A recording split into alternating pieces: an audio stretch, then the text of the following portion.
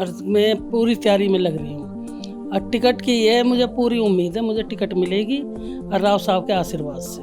जैसे मुसेदपुर में ITI की बात हो, ITI मैं लाई थी, फायर ब्रिगेड में लाई थी, कॉलेज में जो हमारे ये मानेसर में महिला कॉलेज को मैंने घोषणा करवाई थी। और बड़े बड़े काम आपके सामने, बाईपास बन ही रहा है। मुआवजे की बात है, जो मैंने मुआवजे की बताई थी, 125 करोड़ रुपए मुआवजा दिवाया था। हरियाणा चमका दिया 10 साल में। बहुत अच्छा काम हुए हैं, विकास कार्य हुए हैं, हमने काम करवाए हैं। आपको क्या लगता है कि आरती कहाँ से चुनाव लड़ेगी? पूरे दक्षिण हरियाणा से ही कह रही हैं वो, और उनका फैसला ये तो देखो वो ही जाने। कार्यकर्ता से, और मेरे को 2014 में जब भारतीय जनता पार्टी आई थी सत्ता में, तब मेरे को मौका मिला, मेरे को राव साहब ने टिकट दिलाया, फिर राव साहब ने मेरे को विधायक बनवाया।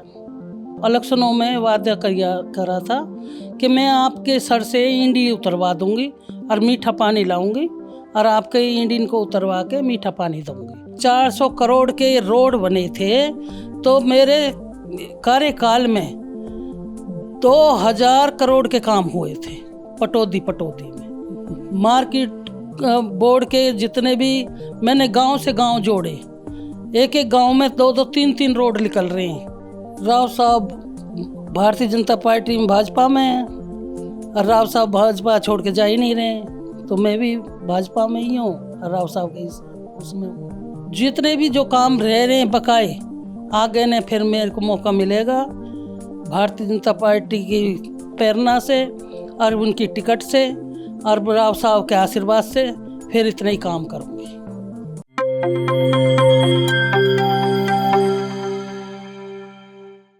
नमस्कार, मैं हूं शैली शर्मा और आप देख रहे हैं NJP हरियाणा। दोस्तों, आज हमारे साथ है भाजपा नेता व पूर्व MLA विमला चौधरी जी। विमला चौधरी जी, सबसे पहले आपका स्वागत है। थैंक यू जी।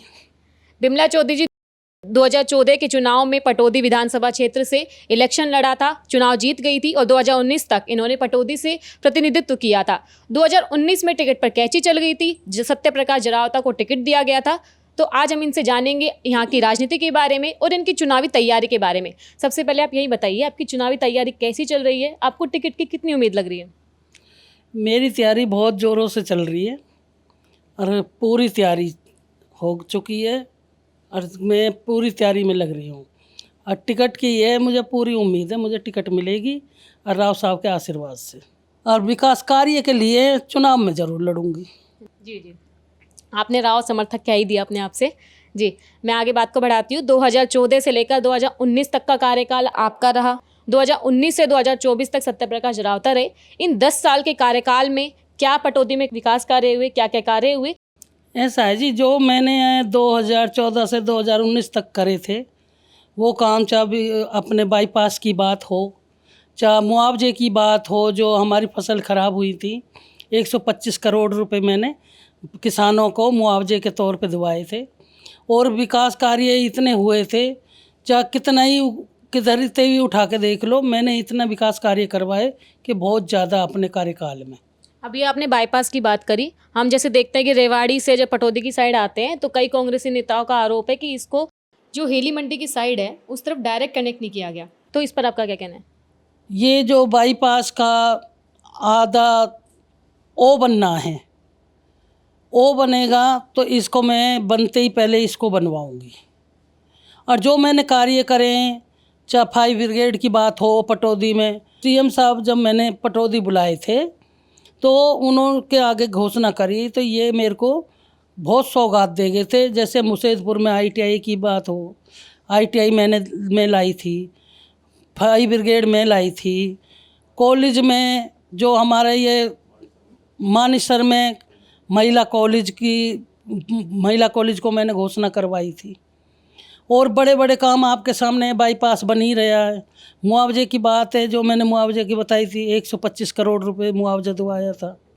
तो और भी जो विकास कार्य रह रहे हैं, आगे आके और विकास कार्य उनने भी पूरे करवाएंगे। जी। 2014 से पहले हुड्डा सरकार थी, 2014 के बाद मनोहर सरकार और हुड्डा सरकार के बारे में आपका क्या कहना है? हरियाणा में क्या काम हुआ, आपके पटौदी में क्या काम हुआ, उनके बारे में बताइए। हरियाणा चमका दिया 10 साल में। बहुत अच्छा काम हुए हैं, विकास कार्य हुए हैं, हमने काम करवाए हैं। विकास कार्य तो बहुत हुए हैं, पटौदी में भी हुए हैं।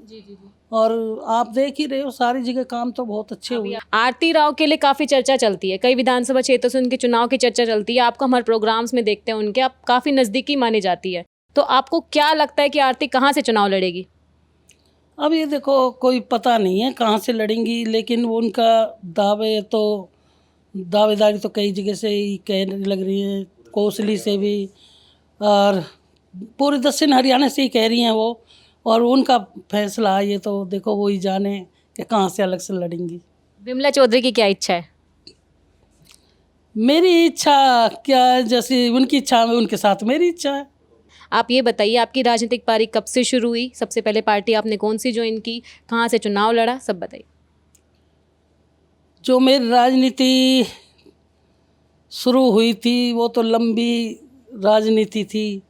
सबसे पहले तो मेरे को जिला सचिव बनाया गया था कांग्रेस पार्टी में, जब राव साहब कांग्रेस में थे। तब हम राव साहब के कार्यकर्ता थे और कार्यकर्ता आज भी हूँ। कार्यकर्ता से और मेरे को 2014 में जब भारतीय जनता पार्टी आई थी सत्ता में, तब मेरे को मौका मिला, मेरे को राव साहब ने टिकट दिलाया, फिर राव साहब ने मेरे को विधायक बनवाया। मैंने अपने जीवन में ईमानदारी से काम किया, जनता के साथ मिलके चली, जनता के विकास करवाए। ना मैंने कभी भेदभाव करा, ना मैंने किसी का भी 36 बिरादरी को साथ लेके चली। और राव इंद्रजीत सिंह जी से ही मैंने ईमानदारी सीखी है। ईमानदार उनका पूरा परिवार है, उनके ही नक्शे कदम पर चल रही हूँ मैं और चलूँगी।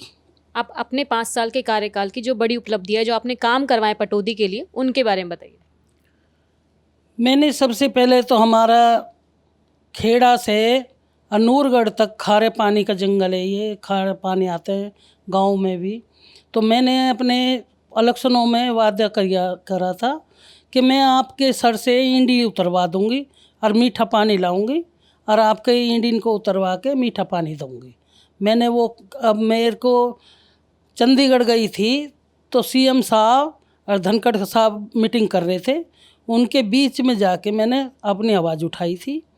फिर उनने मेरी वादा किया था, फिर उन्होंने मेरे को जो हमारी ये अपने बादली कनाल नहरी पानी आ रहा है, ये मेवात में जा रहा था, तो मैंने उनसे कह के फिर मैंने अपनी तरफ पानी का मुंह मुड़वाया, मोड़ के पानी मेरे इलाके में आया है।